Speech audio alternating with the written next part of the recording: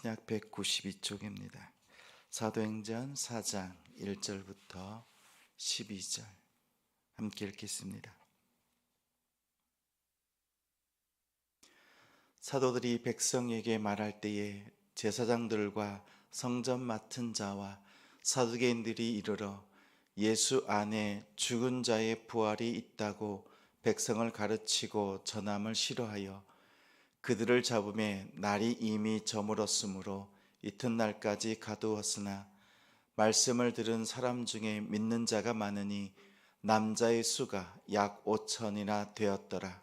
이튿날 관리들과 장로들과 서기관들이 예루살렘에 모였는데 대제사장 안나스와 가야바와 요한과 알렉산더와 및 대제사장의 문중이 다 참여하여 사도들을 가운데 세우고 묻되 너희가 무슨 권세와 누구의 이름으로 이 일을 행하였느냐? 이에 베드로가 성령이 충만하여 이르되 백성의 관리들과 장로들아, 만일 병자에게 행한 착한 일에 대하여 이 사람이 어떻게 구원을 받았느냐고 오늘 우리에게 질문한다면 너희와 모든 이스라엘 백성들은 알라. 너희가 십자가에 못 박고 하나님이 죽은 자 가운데서 살리신 나사렛 예수 그리스도의 이름으로 이 사람이 건강하게 되어 너희 앞에 섰느니라. 이 예수는 너희 건축자들의 버린 돌로서 집 모퉁이의 머릿돌이 되었느니라. 다른 이로서는 구원을 받을 수 없나니 천하 사람 중에 구원을 받을 만한 다른 이름을 우리에게 주신 일이 없음이라 하였더라. 아멘. 복음을 선명하게 전하라. 복음을 선명하게 전하라 라는 제목으로 말씀 전합니다.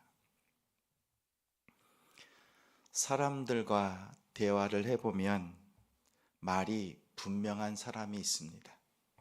말이 분명한 사람이 좋습니다.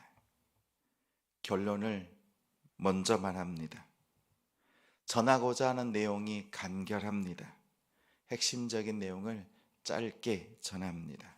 그래서 대화를 나누고 보면 힘이 나고 말이 통합니다. 이처럼 말이 분명한 사람이 좋습니다. 2절에 보면 제자들이 예수 안에 부활이 있음을 전했습니다. 제자들이 전한 복음은 간결합니다. 결론이 있고 내용과 핵심이 그 안에 담겨 있습니다. 예수 부활, 예수는 주, 예수는 그리스도, 이 세 가지를 전했습니다. 복음에 대한 세상의 반응이 있습니다. 세상은 이 말에 대해서 싫어합니다. 길거리에서 가요를 크게 부르고 틀어놓아도 사람들이 그다지 시비를 걸지 않습니다. 그런데 찬양을 부르거나 또 복음을 전하는 그러한 일들을 하면 바로 반응이 옵니다. 시비를 겁니다. 이처럼 세상의 어둠은 복음의 밝은 빛에 반응합니다. 또한 복음을 들은 하나님의 자녀들의 반응이 있습니다. 그들은 예수를 믿습니다. 그 수가 남자만 5,000명이나 되었습니다. 복음의 능력이 하나님의 자녀들의 마음을 움직이고 그들의 삶을 바꾸었습니다. 그동안 예수 그리스도를 제대로 알지 못했지만 베드로를 통해서 예수 부활, 예수는 주, 예수는 그리스도이심을 듣고 그들이 회심하였습니다. 하나님의 자녀로, 하나님의 자녀의 자리로 돌아오는 놀라운 역사가 일어났습니다. 이러한 가운데 세상에 있는 어둠의 권세들은 7절에 묻습니다. 너희가 무슨 권세로 누구의 이름으로 이 일을 행하느냐고 합니다.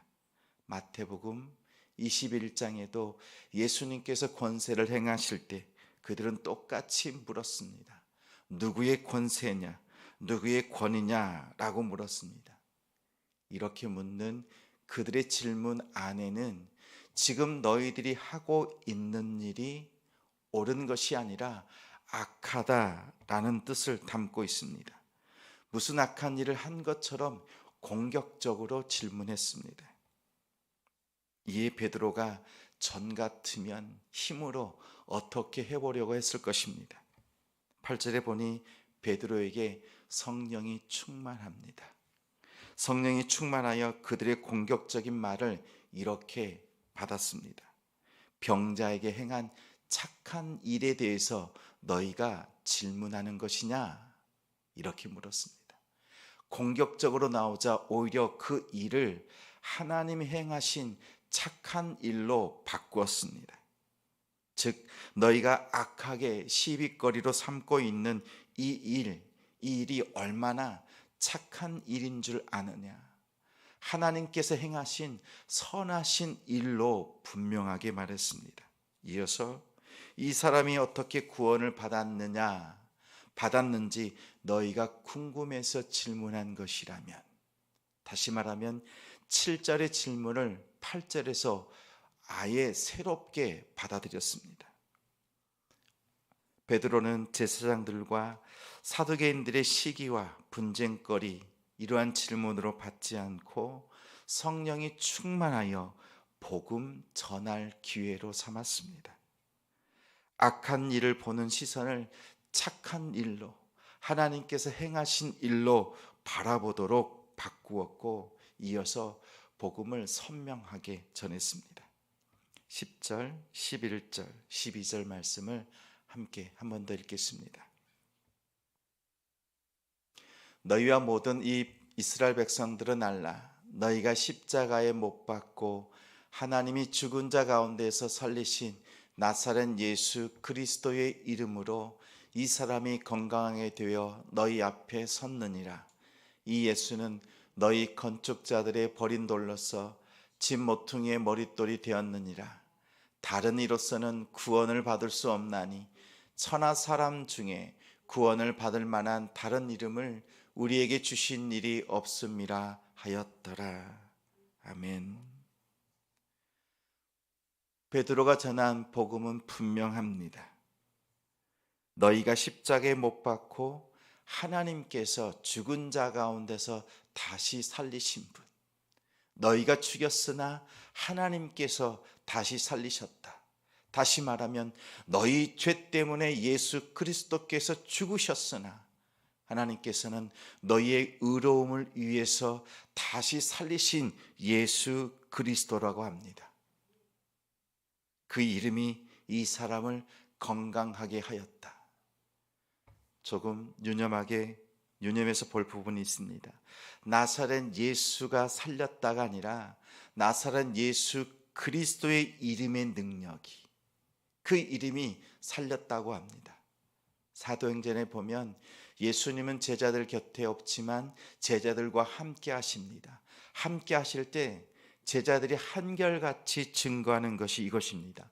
나사렛 예수 그리스도의 이름으로 일어나 걸어라.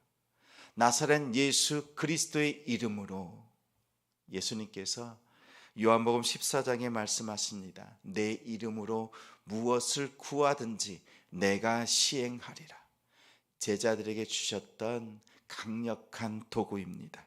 주님의 이름으로 행하는 성도, 주님의 이름으로 살아가는 우리 그리스도인들이 되길 소망합니다.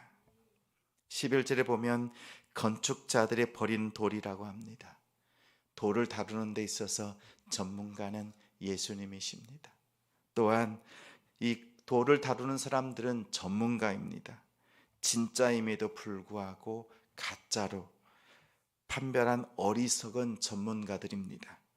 예수님은 그들이 알아보지 못했던 옥석이었습니다. 예수님은 머릿돌이 되셨고 성전의 주춧돌이 되셨습니다. 이처럼 너희들이 버린 예수 그리스도, 그분이 우리의 주와 메시아가 되었다고 고백합니다. 12절에는 다른 이로서는 구원받을 수 없다. 어떠한 이름으로 행하느냐고 7절에 질문에 대한 답입니다. 이 일은 오직 예수 그리스도, 하나님께서 주신 예수 그리스도, 그 이름을 통해서 이 일이 일어났다고 선포했습니다. 구원은 예수님으로부터 옵니다. 내 안에 복음이 선명할 때 베드로처럼 이렇게 복음을 증거할 수 있습니다. 내 안에 예수 만난 체험이 예수님의 임재가 분명할 때 힘있게 증거할 수 있습니다. 내 안에 말씀이 살아있을 때, 분명할 때 내 입술을 통해서 복음을 증거할 수 있습니다. 내가 만난 예수 그리스도를 향한 믿음이 확실할 때, 분명할 때 복음을 선포할 수 있습니다. 기도하고 하나님이 주신 응답이 분명할 때 복음을 확실하게, 선명하게 증거할 수 있습니다. 우리의 삶 속에 능력으로, 체험과 말씀으로, 믿음과 기도로 함께 하시는 이 복음의 능력 가운데 거하는 우리 성도들이 되길 바랍니다. 베드로가 말만 분명한 것이 아닙니다. 복음에 합당한 삶, 행동까지도 분명한 삶을 살았습니다. 세상이 우리를 향하여서 우호적이지 않습니다. 항상 시비거리가 되고 또한 우리와 다툼거리가 됩니다. 왜냐하면 우리 안에 복음이 있기 때문에 그렇습니다. 이 복음을 가지고 세상을 향하여서 성령 충만함으로 복음을 전할 기회를 삼고 주시는 기회마다 복음을 선명하게 전하는 우리 성도님들이 되시기를 주님의 이름으로 축원합니다. 말씀을 기억하며 함께 기도하겠습니다.